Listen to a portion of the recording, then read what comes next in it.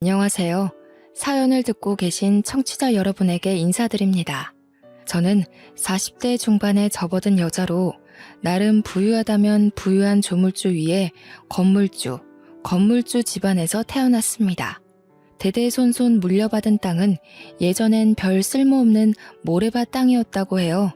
발전에 발전을 거듭한 그 땅이 지금의 신사동이 되었고 그 자리에 건물을 한두 채 올려 월세를 받기 시작하여 불을 쌓았고 지금은 건물만 6개를 보유하게 되었습니다. 물론 제 명의의 건물이라기보단 저희 아버지께서 물려받으신 건물이고 아마 제가 외동딸이니 저한테 그 건물이 오지 않을까 예상만 하고 있네요. 죽기 진전에 처분하셔서 사회에 환원하셔도 아버지의 뜻이니까 그러려니 하고 따를 테지만요. 사설이 조금 길었죠. 제가 이렇게 썰튜브를 찾게 된 건 다름이 아니라 저에게 아주 기가 막힌 사기꾼이 접근했기 때문입니다. 물론 지금은 일이 다 처리되어서 홀가분하지만 당시에는 정말 죽고 싶을 만큼 힘들었어요. 시원하게 털어놓고 싶어서 이렇게 아름아름 찾아와서 사연을 올립니다. 저희 집이 건물을 여러 채 가지고 있다고 했잖아요. 강남 일대를 둘러싸고 여러 채가 있는데 그중 한 8층짜리 건물을 통째로 쓰고 있는 병원이 하나 있어요. 병원 원장님이 아버지와 막역한 사이고 어린 시절부터 꽤 오래 보고 지낸 사이였습니다. 그래서 노다지 건물을 임대를 해주신 거고요.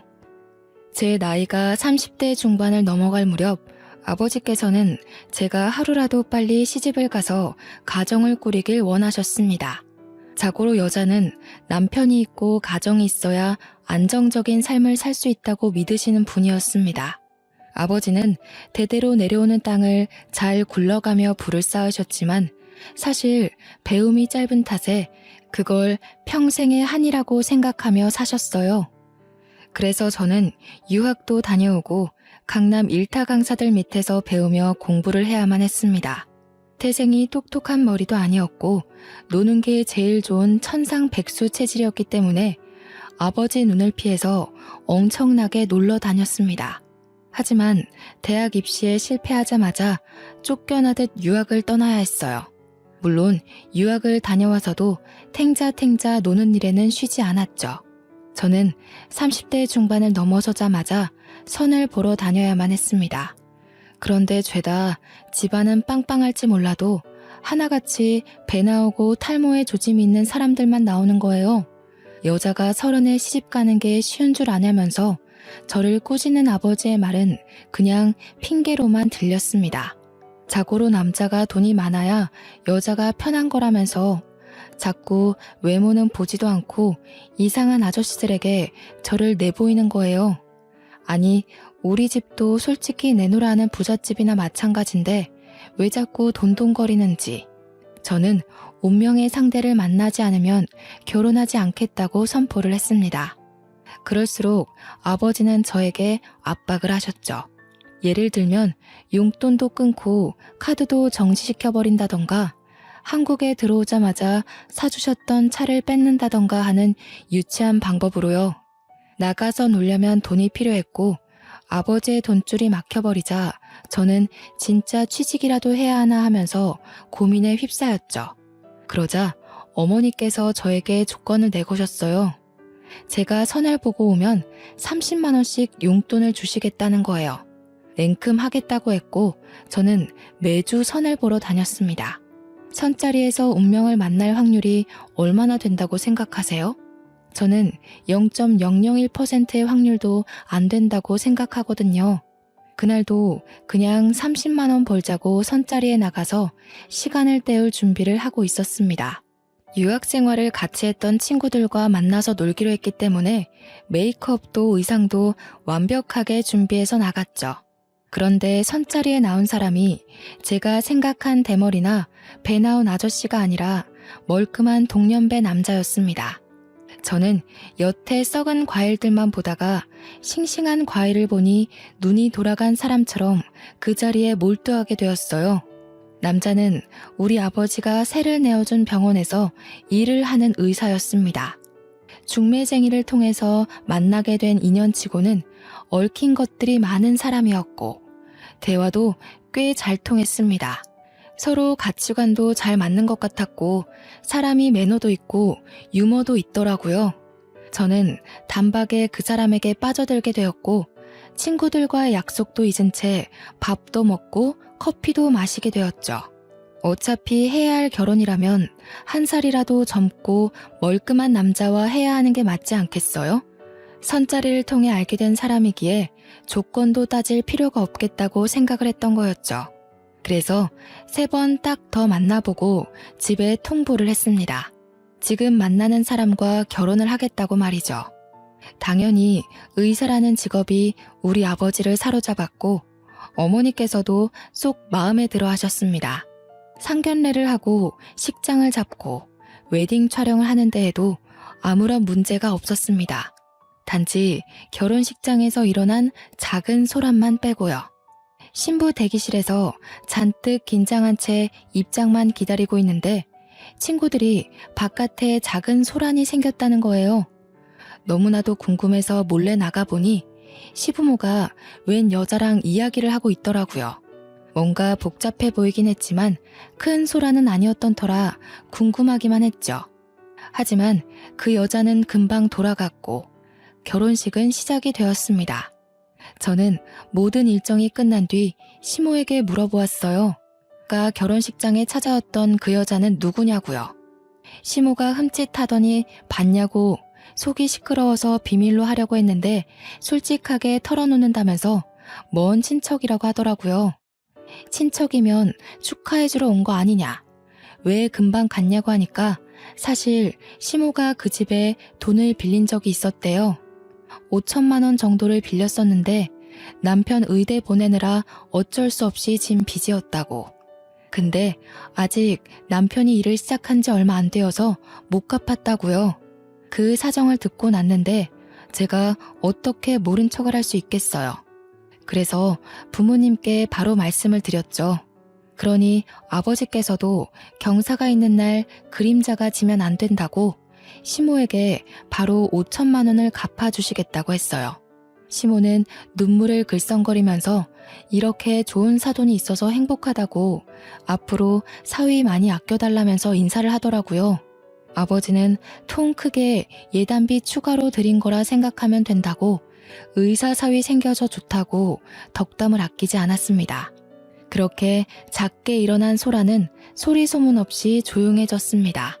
남편이 저보다 3살이 많았거든요.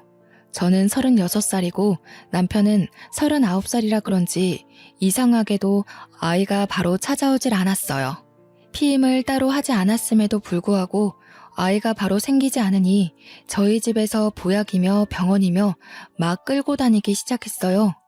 저는 결혼한 지 이제 고작 3개월밖에 되지 않았는데 신혼을 좀 즐기면 안 되겠냐고 했지만 아버지께서는 더 늙어서 아이를 가지면 위험하다는 입장을 고수하셨습니다.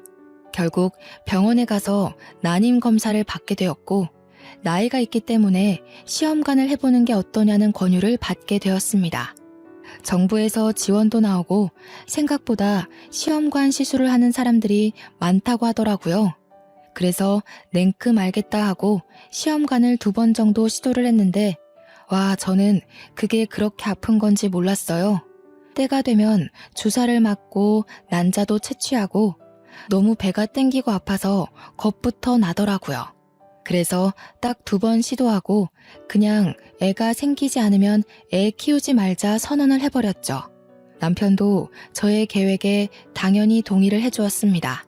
그런데 시간이 흐를수록 시험관을 더 시도해서라도 아이를 가져야 하는 걸까 고민이 들기 시작했어요. 아버지께서 하루라도 빨리 결혼을 시켜서 애부터 보게 했어야 하는 건데 하시고 어머니는 계속 저한테 언제 병원 가냐고 물어보시고 시부모도 내색은 안 하지만 하루빨리 손주 키우는 재미를 보고 싶다고 하시고 은근히 남편도 아이를 보면 눈을 잘 못 떼더라고요.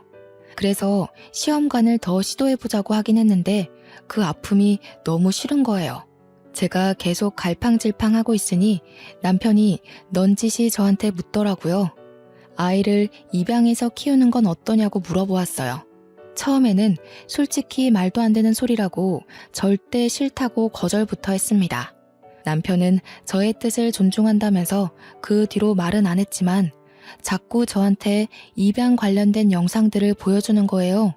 막 인간극장 같은 데에서 입양할 하루 이런 거 나오면 틀어놓고 괜히 저보고 같이 보자고 하고, 유튜브 같은 데나 커뮤니티 같은 곳에 입양에 관련된 컨텐츠가 올라오면 저한테 링크를 보내서 같이 보자고 하고, 내 자식도 아닌데 어떻게 내 자식처럼 키울 수 있겠냐고 거절하던 저는 뽀얗고 귀여운, 하지만 부모에게 버려진 신생아들을 보면서 마음이 아파지기 시작했습니다.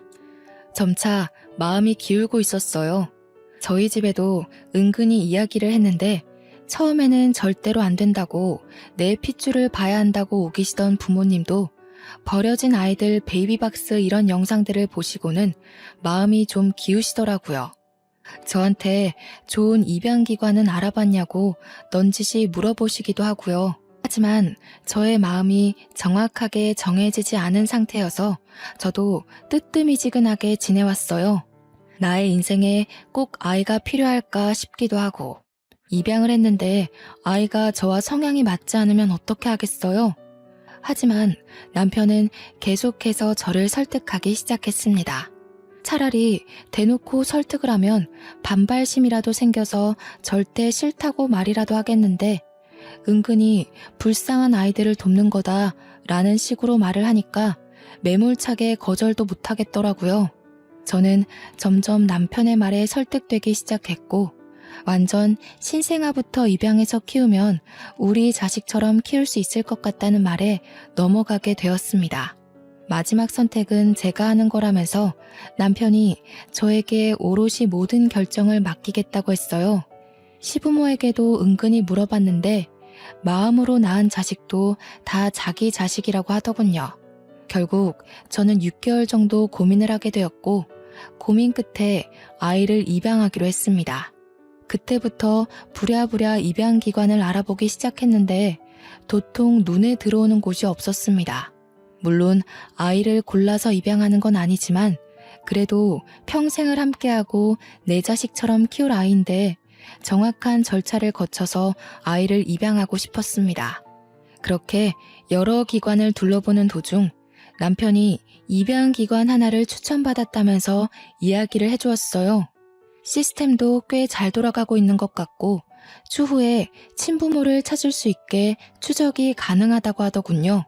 아이가 원할 경우에는 친부모를 만나게 해주고 싶다는 생각도 했기 때문에 저는 남편이 추천해준 기관에서 입양을 하기로 마음을 먹었습니다. 남편은 저에게 마지막으로 한 번 더 고민을 해보라고 했고 결심이 선 저는 입양을 하겠다고 했어요. 더 이상은 물을 수 없다는 걸 저도 잘 알고 결정한 일이었습니다. 결혼한 지 1년이 채 안 돼서 저희 부부는 아이를 입양했습니다. 여러 신생아들이 누워있는 방 안에서 저희가 입양할 아이를 딱 마주하는 순간 이상하게도 눈물이 흐르더라고요. 저 아이가 이제 나의 아이구나 하는 마음이 들면서 가슴 한구석이 몽글몽글한 게 피어오르는데 정말 벅차오름이 느껴졌다고나 할까요? 제 호적에 올라갈 아이니까 정말 예쁘게 좋은 것만 보여주면서 한평생을 함께하겠다고 다짐을 했습니다. 남편도 저에게 이 아이를 만난 게 우리의 행운이길 바란다고 말해주었어요. 여자아이임에도 불구하고 짙은 눈썹에 한쪽만 살짝 지어진 쌍꺼풀이 저희 남편의 얼굴과 너무나도 닮았기에 더 정이 갔습니다. 처음에는 신생아가 아니라 3, 4살 정도 되는 아이를 입양할까 고민도 하긴 했어요. 아이들이 나이가 차도록 입양이 되지 않으면 평생 보육원 신세를 지게 되는 경우도 있다고 하더라고요. 그럴 경우 성인이 되어 보육시설을 떠날 때 자립금 조금 받아서 홀로 서기를 해야 한다고 들었어요. 저는 그런 아이들에게 든든한 울타리가 되어도 좋겠구나 싶어서 다 큰 아이를 입양할까도 고민했었거든요. 하지만 남편이 저에게 신중하게 이야기를 하더라고요. 이미 자란 아이들은 사고방식이 자리를 잡았을지도 모르니 살면서 부딪힐 일이 많을지도 모른다고요. 저는 아이 키우는 일에 면역이 전혀 없는 사람이니까 남편 말을 신뢰하게 되었어요. 아무래도 의사니까 어린 아이들도 많이 보고 가족 단위의 환자들을 많이 보니까요. 게다가 저보다 훨씬 똑똑한 사람이니 어련히 알아서 잘할까 싶기도 했습니다. 저는 남편의 말을 듣고 신생아를 입양했고 정말 말 그대로 육아지옥에 빠지게 되었어요. 탯줄이 떨어진 지 얼마 안 된 아기는 울다가 태열이 오르기도 하고 엉덩이에 기저귀 발진이 나기도 했어요. 울다가 분수처럼 분유를 토해냈을 때는 정말 119라도 불러야 하나 싶었는데 다행히 남편이 의사라 괜찮다고 저를 안심시켜 주었습니다. 트림을 제대로 하지 못하면 그렇게 분수토를 할 수 있다고 하더군요. 저는 은근히 육아에 척척박사인 남편 덕에 어려움 없이 아이를 키울 수 있을 줄 알았지만 그것 또한 제 착각이었고요. 아이가 어찌나 잠을 자지 않던지 등 센서라고 하던가요? 내려놓으면 울고 내려놓으면 잠에 깨고 하루 종일 먹고 자고 싸는 것밖에 하지 않는 아기가 왜 이리 까다로운 건지 애를 낳은 것도 아닌데 산후 우울증이 올 것 같은 기분이 들었습니다. 제가 너무 힘들어하니까 부모님께서 저에게 베이비시터를 구해주셨어요. 돈이야 넘쳐나니까 우리 딸 몸 축나지 않게 쉬엄쉬엄 육아하라는 깊은 뜻이었습니다. 저는 아이를 전문적으로 돌봐주시는 베이비시터가 오고 나서야 한숨 돌릴 수 있었습니다. 그렇게 50일이 지나고 예방접종도 시작하고 아이가 눈을 맞춰오기 시작하니 정말 너무 이뻐 죽겠더라고요. 100일이 지나서는 잠도 잘 자고 이쁜 짓을 하기 시작하는데 정말 내 배로 낳은 아이도 아닌데 이렇게 예쁠 수가 있나 싶었습니다. 그렇게 200일, 300일이 지나고 아이의 돌잔치 날이 다가왔어요. 입양하지만 누구보다 성대하게 첫 생일 잔치를 해주고 싶은 마음에 국내에게 가장 유명한 호텔 돌잔치 코스를 예약했습니다. 남편이 일하는 병원 직원들부터 시작해서 제 유학 시절 친구들까지 정말 하나하나 손수 초대장을 돌려 불러 모았습니다. 정갈한 분위기 속에서 아이의 생일을 축하해주기 위해 몇백 명의 손님이 모였죠. 그렇게 돌잔치가 시작되고 웃음이 마를 일 없이 신나는 분위기 속에서 돌잡이가 시작되었습니다. 저는 내심 아이가 건강하고 무탈하기만을 바랬던지라 명주실 같은 걸 잡으면 좋겠다고 생각했는데 남편은 은근 욕심이 있었나 봐요. 아이의 손이 청진기와 판사봉 사이에서 갈팡질팡하니 계속 뚫어져라 청진기만 보더라고요. 본인이 의사니까 아이도 의사가 되었으면 하는구나 싶었습니다. 그렇게 고민하던 딸이 청진기를 번쩍 들었고 주위에서 환호성이 막 터졌습니다. 아이가 아빠 닮아서 의사가 되려고 청진기를 잡았네. 의사 아빠의 의사 딸이 태어났네. 축하한다. 하는 소리가 막 들려왔어요. 저는 우리 딸을 꼭 안고서 얼굴에 뽀뽀를 했습니다. 미리 아기가 속도 깊은지 엄마 아빠 보라고 당당하게 청진기를 잡아들었구나 싶어서요. 짙은 눈썹에 한쪽만 지어진 쌍꺼풀까지. 지 아빠 판박이인데 청진기까지 집어드니 돌잔치 분위기가 엄청나게 과열이 되었습니다. 남편도 얼마나 좋아하던지 누가 보면 자기가 낳은 자식인 줄 알겠더라니까요. 이렇게 행복할 거 왜 입양을 오랜 시간 고민했는지 그 고민하던 시간을 되돌리고 싶을 정도였어요. 아이 하나로 우리 가족은 더욱 끈끈해졌고 더욱 서로를 이해하고 배려하고 사랑하게 되었습니다. 다름 아닌 이 작은 아이가 해낸 거였죠.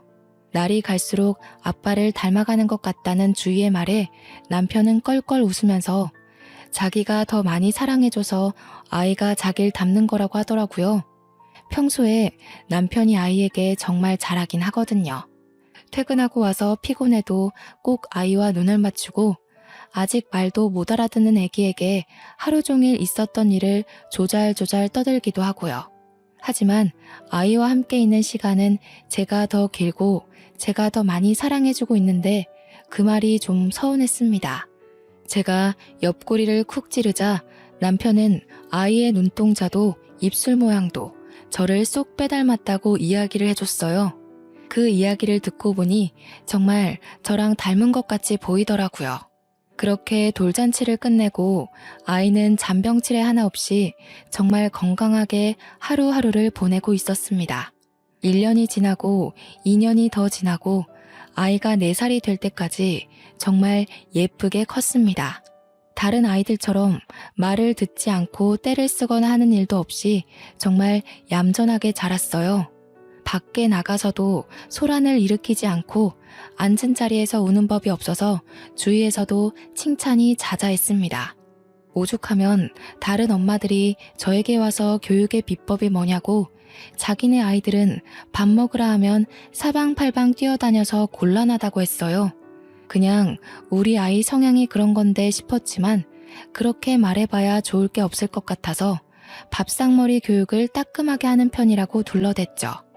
그런데 그뿐만이 아니라 우리 아이는 정말 남들에게 부러움을 많이 타는 아이였어요. 성심이 착한 것도 그렇고 번듯한 것도 그렇고 배려심까지 있어서 친구들이랑 놀면서 싸우는 법이 없었습니다. 우는 친구들을 달래주기도 하고 혼자 노는 친구에게 다가가 같이 놀기도 하고 정말 제 딸이지만 너무나도 완벽한 아이였죠. 어린이집 선생님이 오죽하면 한번 환생한 게 틀림없다고 할 정도로 어른스러운 아이였습니다.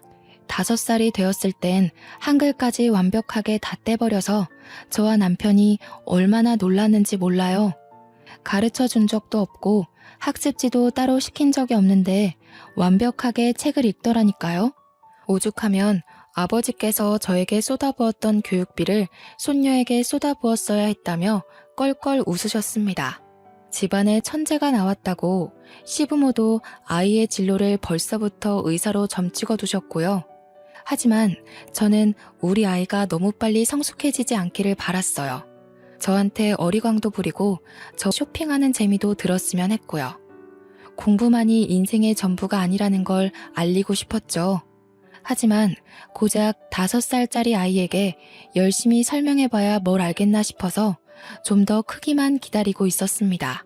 남편은 똑똑한 것까지 자기를 닮았다면서 무척이나 좋아했어요.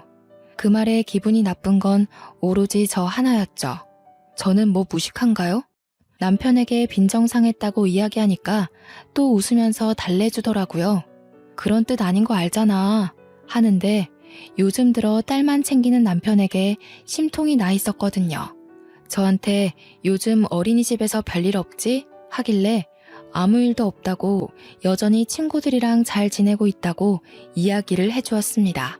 남편도 요즘 유괴며 납치며 볼성사나운 일들이 많으니까 아이를 잘 지켜보자고 했어요. 안 그래도 유명한 성범죄자가 출소했다는 이야기를 뉴스에서 본 터라 걱정이 되긴 했었거든요.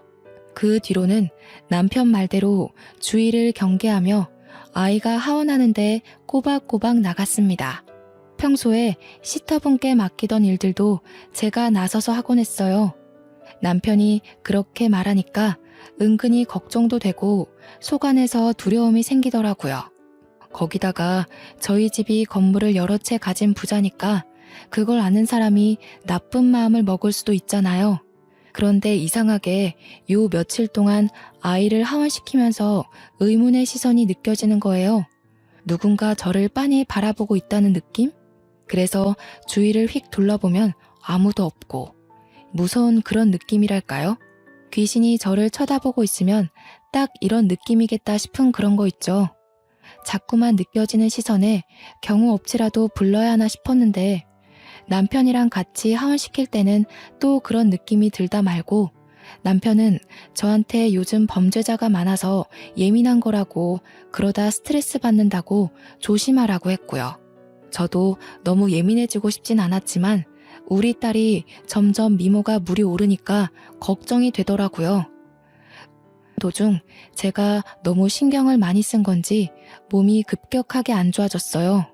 물론 나이가 40대를 넘어섰기에 그럴 수도 있겠구나 싶긴 했는데 약간 미열도 있고 도통 식욕도 없고 그러다가 빈혈기가 와서 휘청거리기도 하고요.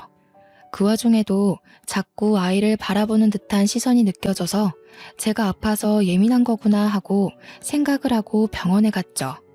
일단 빈혈 수치도 좀 봐야겠다 하셔서 피를 뽑아서 검사를 하는데 의사가 막 달려오더라고요. 저희 남편이랑 같이요. 남편이 일하는 병원이니까 그럴 수 있지 싶었는데 남편 얼굴이 진짜 환희에 찬 얼굴이었어요. 무슨 일이지 싶어서 물어보니까 동료 의사가 저한테 대뜸 축하한다는 거예요. 축하합니다, 재수씨. 임신이에요, 임신. 바로 산부인과 진료보시면 될 것 같아요. 자식, 축하한다. 동료 의사의 말에 저는 어안이 벙벙했습니다. 남편이 제 손을 잡더니 고생했다고 산부인과 진료를 봐야 알겠지만 아직은 조심해야 할 시기일 거라고 했어요. 저는 질질 끌려가듯 남편과 산부인과 진료를 보러 갔고 아기집이 튼튼하게 보인다는 말과 함께 임신 7주 판정을 받았습니다. 딱 누군가의 시선이 느껴지던 그 시점에 아이가 생긴 거예요. 한마디로 제가 임신을 해서 예민해진 거였죠. 저는 뱃속에 들어있는 아기의 심장 소리를 듣고 눈물을 줄줄 흘리고 말았습니다. 그런데 약간 복병이 생기고 말았어요. 아이의 임신을 축하받아야 하는데 제가 너무 고령이라서 검사할 게 많았고 정말 최대한 모든 일을 피하고 누워서 안정만 취해야 한다는 소식이었습니다. 더불어 양가에서는 우리 첫째 아이를 어떻게 할 거냐고 물어보았어요. 저는 전혀 상상도 하지 못했던 질문이라 의도를 파악하는데 시간이 조금 걸릴 수밖에 없었죠. 그게 파양에 관한 이야기라는 걸 알고는 양가 부모님께 소리를 버럭 지르려고 했는데 남편이 먼저 선수를 치더라고요. 첫째 파양할 생각 절대 없다고. 쟤도 우리 아이라고. 어떻게 5년을 키워온 아이를 두고 그런 말을 할 수 있냐고 하면서 가슴을 퍽퍽 치대요. 살짝 오버한다는 생각이 들긴 했지만 저도 남편과 같은 마음이었기에 맞다고 고개를 끄덕였습니다. 그렇게 뱃속의 아이와 태교를 하며 안정을 취해가고 있었습니다. 저희 부모님은 제가 혹여라도 무리해서 유산이라도 할까 싶어 저희 집에 시터들을 대거로 늘려주셨고요. 첫째 아이를 예전처럼 놀아주진 못하지만 그래도 시터들이 내내 아이를 돌봐주어서 한결 마음의 안정이 찾아오더라고요. 남편도 저 아이를 위해 더욱 노력을 해주었습니다. 배가 점점 불러오기 시작하고 어느덧 아랫배가 봉긋하게 올라와 제가 둘째를 임신했다는 사실을 주위에서도 알게 되었습니다. 주위 엄마들이 나이가 먹어서도 부부 금슬이 좋다면서 저희를 부러워했어요. 저도 이렇게 갑자기 임신할 줄 몰라서 조금 당황스러웠지만 주위에서 부러워하는데 싫은 사람이 어디 있겠어요. 그날도 다름없이 아파트 놀이터에서 첫째 아이가 노는 걸 지켜보고 있었습니다. 임신 중기가 되었기 때문에 어느 정도 산책도 해줘야 한다고 해서 아이와 낮 시간에 놀이터에 가서 놀고는 했거든요. 그런데 이상하게 시선이 느껴지는 겁니다. 그래서 고개를 휙 돌려보니까 웬 여자가 저 멀리서 저와 아이를 빤히 바라보고 있는 거예요. 임신하면서 예민해서 느꼈던 그 시선이 정말 실제로 존재하는 시선이었던 것이었어요. 저는 놀래서 그 여자를 빤히 바라보고 있었는데 시선이 제가 아닌 저희 첫째 아이를 보고 있더라고요. 근데 그 눈빛에서 느껴지는 감정이 딱 봐도 우리 아이의 친모가 아닐까 하는 생각이 들 정도로 진하더라고요. 제가 급하게 저기요 하고 불렀는데 그 여자가 저를 보더니 제 배를 한번 보고 흠칫 놀라서 뛰어 도망을 가는 겁니다. 제가 계속 저기요 잠시만요 하고 부르는데도 뒤 한 번 돌아보지 않고 달려갔어요. 저는 배가 이미 불러있었기에 뛸 수도 없었고 멀어지는 그 여자를 멍하니 바라보고 있었습니다. 그날 저녁 퇴근하고 돌아온 남편에게 낮에 있었던 일들에 대해 이야기를 했습니다. 그런데 남편 얼굴이 약간 사색이 되는 거예요. 남편도 많이 놀랐겠다 싶어서 등을 토닥여 주었습니다. 그런데 그런 와중에도 약간 남편의 반응이 이상하게 느껴졌어요. 저도 물론 놀라긴 했지만 나중에 첫째 아이가 궁금해할 거 생각하면 친모와의 친분을 유지해도 괜찮겠다 싶긴 했거든요. 그런데 남편의 반응이 이상하고 또 갑자기 문득 떠오르는 그 친모로 추정되는 여자의 얼굴이 이상하게 낯이 익은 거예요. 하지만 제가 아무리 의심해봐야 당장 나올 만한 다른 무언가가 없으니 그냥 잠을 잤습니다. 남편은 입을 꾹 다문 채로 말을 아꼈고요. 그런데 다음 날에도 같은 자리에서 그 여자가 우리 첫째 아이가 놀이터에서 놀고 있는 걸 지켜보고 있었습니다. 저는 너 누구야? 누군데 우리 애를 자꾸 훔쳐보는 거야? 하고 세게 나갔습니다. 그러자 저를 확 째려보면서 아무 말도 안 하고 또 사라지는 거예요. 찝찝한 마음을 잔뜩 안고 아이를 데리고 집으로 돌아왔습니다. 그런데 그날 저녁에 모르는 번호로 문자가 들어오더라고요. 언제까지 그 아이가 네 아이일 것 같아? 반쪽짜리 아이 데리고 살면서 행복하니? 저는 이게 무슨 소리인가 싶었습니다. 반쪽짜리 애를 데리고 산다는 게 무슨 의미인지 도통 이해가 가질 않아서 남편에게 문자를 보여주었습니다. 이런 문자가 도착했는데 무슨 뜻인지 모르겠다고 알고 있냐고요. 남편이 문자를 보더니 갑자기 그 미친년이? 이러면서 씩씩거리는 게 아니겠어요? 그러면서 저한테도 당장 그 번호도 차단하고 문자도 지워버리래요. 남편의 그런 반응이 더욱 수상해서 알겠다고 대답은 하고 차단도 지우지도 않았습니다. 그리고는 그 번호로 답장을 보냈어요. 반쪽짜리 애라는 게 무슨 소리냐고. 정확하게 말을 해달라고 하니 저에게 빠른 답장이 왔습니다. 궁금하면 남편이랑 아이랑 유전자 검사를 해보라는 답장이요. 저는 밤새 한숨도 잠을 잘 수가 없었습니다. 반쪽짜리 애라는 게 제 피는 섞이지 않았지만 남편의 피는 섞였다는 이야기인가 싶어 잠이 도통 오질 않더라고요. 저는 밤을 꼴딱 새우고 아침에 출근하는 남편을 배웅하고 남편의 칫솔과 아이의 머리카락, 침을 면봉에 묻혀서 그대로 유전자 검사를 맡겼습니다. 결과가 나오기까지 일주일 동안 정말 밥도 못 먹고 검사 결과만 기다렸습니다. 그런데 너무나도 충격적이게도 친자일치가 뜨는 겁니다.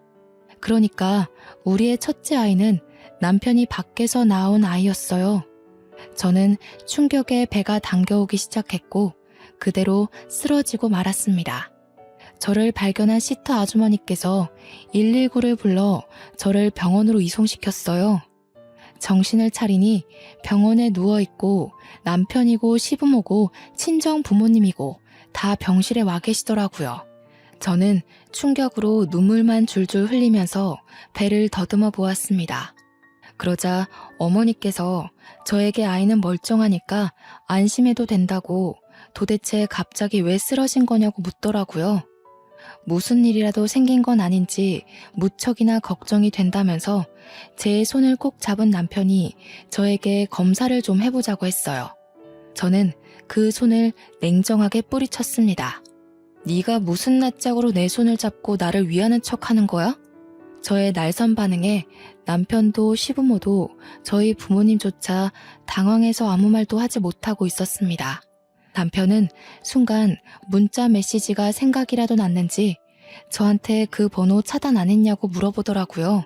저는 콧방귀를 뀌면서 떨리는 가슴을 진정시키고 남편에게 완전 난리를 치기 시작했어요. 내가 반쪽짜리 애라는 말에 놀라서 유전자 검사를 해봤어. 그럴 리 없을 거라고 생각하며 첫째 아이의 머리카락을 뽑아서 네 칫솔과 검식을 보냈다. 그런데 글쎄 친자 일치가 뜰 줄이야. 내가 상상이라도 했겠어. 저희 부모님은 경악하시면서 이게 다 무슨 소리냐고 소란을 떠셨어요. 시부모도 남편도 사색이 되어 아무 말도 못하고 있더라고요. 그 순간 알게 되었죠. 남편도 시부모도 첫째 아이가 남편의 친자인 걸 알고 있었던 게 틀림없구나 하는 사실을요. 첫째 아이 입양한 게 남편 친자식이었다고요. 그 여자 데려와. 멀리서 우리 애 지켜보던 그 여자 당장 내 눈앞에 데려오라고. 그랬더니 시부모가 갑자기 막 저를 미친 사람 취급하면서 정신이 나간 것 같다고 임신하더니 어디 약물 부작용이라도 난 거 아니네요. 딱 잡아떼면서 제 망상이라고 하는 게 아니겠어요? 저는 시터분에게 당장 연락해서 유전자 검사 용지를 병원으로 가져다 달라고 했습니다. 그러자 그제서야 날뛰던 시부모가 입을 싹 다물더라고요. 다들 적막한 분위기에 아무 말도 못하고 있는데 갑자기 그 여자의 얼굴이 번뜩 떠오르면서 한 가지 장면이 스쳐 지나가는 거예요. 예상이나 하시겠어요? 바로 결혼식 날 와서 소란을 일으켰다던 먼 친척, 그 여자의 얼굴이 아이를 바라보던 여자의 얼굴과 똑같은 거예요. 저는 순간 소름이 오소소 돋아서 생각나는 대로 막 뱉어내기 시작했습니다. 그 여자, 친모라는 여자, 우리 결혼식 때 왔었지? 어머님이 돈 빌렸다고 5천만 원 갚아야 한다던 그 여자가 친모 맞잖아. 그러니까 저희 아버지도 얼굴 시펄겋게 달아올라서 남편 멱살을 잡고 지금 내 딸이 하는 말이 전부 사실이냐고 했어요. 시모는 멱살 잡힌 남편을 붙잡고 손 놓고 말하라고 애언을 하고 있고 시부는 딴 척만 부리고 있었고요. 그렇게 하나하나 퍼즐을 맞추니까 이야기가 딱딱 들어맞더라고요. 5천만 원을 빌린 게 아니라 그 여자한테 임신한 대가로 위자료 준 셈치고 떨어지라고 한 거였던 거였죠. 아이는 남편이 책임지겠다고 해놓고 마치 모르는 아이인 양 저희 호적으로 입양을 했던 거고요. 이게 바로 가족 사기단 아니겠어요? 제가 눈물을 줄줄 흘리면서 솔직하게 다 이야기하라고 하니 남편이 체념을 하고 이야기를 시작했습니다. 그 여자가 누구냐 하니 전 여친이라고 하더라고요. 아버지께서 남편의 뺨을 짝소리 나게 때렸습니다. 한 대 더 때리려고 하는 걸 제가 막았어요. 일단 이야기부터 다 듣고 나서 하라고요. 남편은 이야기를 이어나갔습니다. 전 여친네 집이 엄청나게 가난했는데 남편이 의사고시에 합격하기 전부터 뒷바라지를 하던 여자였다고 하더라고요. 남편은 지극정성으로 자기를 내조해준 여자를 취직하고 얼마 지나지 않아 버린 것이었습니다. 이유는 당연히 저와 선을 보았고 제가 황금 동아줄이라는 생각을 떨쳐낼 수 없어서 팔자 한번 펴보려고 저랑 결혼한 거였대요. 중매쟁이한테 찔러넣은 돈으로 좋은 자리를 얻어낸 거였다고요. 막상 만나보니 구김살도 없고 돈도 정말 많아 보여서 전 여친 보고 이만 헤어지자고 했는데 임신을 했다고 하더래요. 그래서 지우라고 하니 절대로 못 지운대서 그럼 낳고 나면 남편이 키우겠다고 했대요. 전 여자친구한테 가난하게 평생 살았는데 자식만큼은 부잣집에서 키우는 게 좋지 않겠냐고.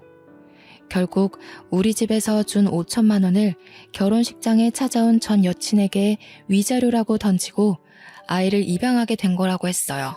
전 여친도 아이가 부잣집에서 편하게 살았으면 하는 마음에 입양을 보내놓고 제가 임신을 하니 친자식과 차별할까 싶어서 찾아온 거였대요. 근데 제가 첫째 아이와 너무 잘 지내고 행복해 보이니까 그 자리가 자기 자리였으면 하는 마음에 문자를 보낸 거였다고 하더라고요. 저한테 문자를 보내고 나서 남편이랑 연락을 했다고 하대요. 우리 부모님은 그 이야기를 다 듣자마자 병원에 있던 물건들을 마구잡이로 남편에게 던졌어요. 당장 이혼하라고 소리를 고래고래 지르면서요. 저는 아이가 듣고 있으니 제발 조용히 해달라고 했고 남편에게도 이야기를 했습니다.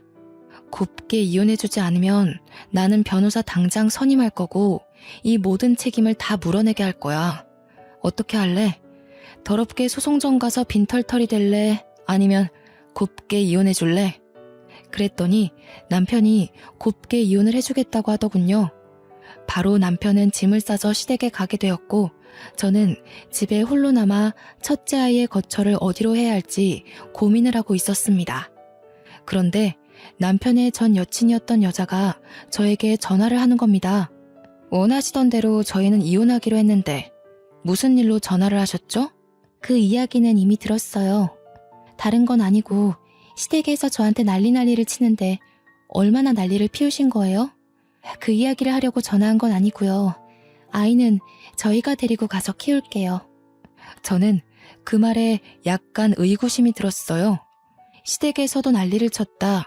아이는 저희가 라는 대목이요. 그래서 한번 찔러보았습니다. 너희 나 몰래 계속 연락하고 지냈니? 그럼 제가 어찌 알고 당신의 동네를 찾아갔겠어요. 그 말은 즉슨 남편과 전 여친이 꾸준히 연락을 하고 있었다는 말을 인정한 거 아니겠어요? 저는 너무 화가 나서 손이 벌벌 떨렸습니다. 첫째 아이에겐 미안하지만 아이의 짐을 싸서 시터의 손에 쥐어주었어요. 당장 시댁 앞에 애를 데려다주고 오라고요. 저는 남편이 일하는 병원을 찾아가 원장실을 두드렸습니다. 원장 선생님은 저희 아버지의 오랜 벗이었기에 저는 모든 걸 다 털어놓았어요. 그랬더니 원장 선생님께서도 병실에서 난리가 났었다는 이야기를 들었다며 어떻게 하는 게 좋겠냐고 물어보시더라고요. 이미 아버지께서 찾아오셔서 제가 원하는 대로 해주라고 하셨대요. 저는 제 전남편을 잘라달라고 했어요. 그리고 그 어디에도 취직하지 못하게 막아달라고 부탁까지 드렸습니다. 전남편과는 협의 이혼을 진행하기로 했지만 저는 바로 변호사를 선임해서 소송을 걸었습니다. 그 집 식구들 비렁뱅이 근성 어디 안 갈 게 뻔하니 저한테 재산 분할이라도 요구할까 싶어서요. 당연히 제가 소송 건 걸 알자마자 재산 분할해달라고 난리를 치는 걸 저희 변호사님께서 다 처리를 해주셨습니다. 땡전 한 푼 못 받고 병원에서도 쫓겨나게 되었고요. 의료계 아름아름 원장님께서 소문까지 내주셨고 큰 병원에서는 남편을 취직시키지 않겠다고 했습니다. 저는 거기서 멈추지 않고 전국의 의료진들이 상주한다는 커뮤니티에서 글을 올려 남편의 파렴치한 행동을 알렸습니다. 결국 전 남편과 전 여친이 저를 찾아와 싹싹 빌었지만 저는 용서해주지 않았습니다. 나중에 그 여자가 저한테 너도 임신했으니 자기 맘 잘 알 거 아니냐고 하는데 화가 나서 뺨을 짝소리나게 쳐버렸어요. 그래도 키운 정이 있어서 첫째 아이한테 모든 걸 털어놓지 않았다는 걸 감사하게 여기고 살아. 너네 평생 죗값 치르며 살고 뱃속에 있는 내 아이 양육비나 잘 준비해둬. 저는 전 남편에게 양육비 청구 소송을 걸었고 이혼 당시에 책정된 양육비 150만 원을 매달 달라고 내용 증명을 보냈습니다. 그 둘은 지금 수도권은커녕 지방에 있는 대형 병원에서도 불러주지 않아 일을 할 수 없는 상태라 양육비가 과하다며 우는 소리를 했지만 저는 받아주지 않았고요. 매달 내용 증명을 보내고 있는 중입니다. 저는 무사히 출산을 했고 홀로 애를 키우고 있지만 시터 이모님이 정말 성심성의껏 잘 돌봐주셔서 아이는 구김살 없이 잘 크고 있습니다. 아직 아버지께서는 저의 가정에 미련을 버리지 못하시고 선자리를 들이밀며 집착 중이긴 하십니다. 만약 제 처지를 다 이해해주는 번듯한 남자가 나타난다면 재혼을 해서 아이에게 든든한 아빠라는 울타리를 만들어주고 싶은 생각이 있습니다. 그 두 연놈들은 어떻게 지내는지, 우리 첫째는 잘 크고 있는지 문득 궁금하면서도 좋은 꼴로 살고 있지 않기를 바라고 있습니다. 첫째 아이가 얼마나 컸는지 궁금하면서도 미운 마음이 아직 있는 걸 보면 제 아이나 잘 키우면서 살아야겠죠. 여러분, 세상에 풍파가 얼마나 많습니까? 사기꾼들도 참 많고요. 사기를 당하는 건 잘못된 게 아닙니다. 친 사람이 잘못인 거지. 하지만 결론적으로 인과응보, 돌려받게 되어 있다는 걸 다시 한번 깨닫게 되었습니다. 평안한 하루 보내시고 항상 힘을 내며 살아가도록 해요, 우리. 제 이야기를 들어주셔서 복 받으실 거예요. 감사합니다.